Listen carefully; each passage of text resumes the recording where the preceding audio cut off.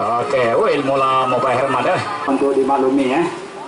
Pemandangan tidak seperti biasa terjadi di 3 ruas jalan Kota Palembang, yaitu Angkatan 45, POM, dan Radial. Polresta Palembang dan Disub Kota Palembang melakukan sistem one way atau satu jalur di 3 ruas jalan tersebut. Sistem one way ini sendiri untuk mengurai kemacetan yang terjadi di 3 ruas jalan tersebut.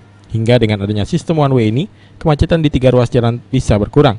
Menurut Kasat Lantas Polresta Palembang Kompol Yuda Widiatama menjelaskan, sistem one way dilakukan akan berlangsung selama 24 jam.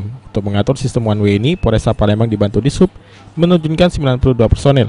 Saat rapat formalitas, disepakati ada 3 jalan yang kami buat untuk dibuat jadi one way traffic, yaitu satu jalan radial, kemudian jalan POM 9 dan jalan Angkatan 45. Untuk jalan radial, untuk sementara kita uji coba dari arah Simpang Kampus menuju ke PIM, kemudian di POM 9 dari Simpang Kampus menuju ke TVRI, kemudian di Angkatan 45 yang dari arah Jalan Sumpah Pemuda menuju ke Simpang Kampus.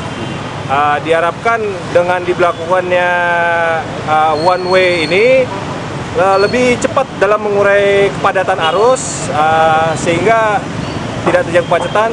Tentunya kami harapkan dapat meningkatkan perekonomian atau pembangunan Kota Palembang, karena kalau misalkan terjadi kemacetan, tentunya perekonomian juga melambat.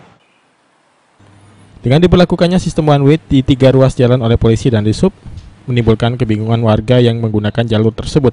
Kedepan, jika nantinya sistem one way akan dilakukan di 3 ruas jalan tersebut, polisi dan Disub harus lebih aktif melakukan himbauan kepada warga Palembang.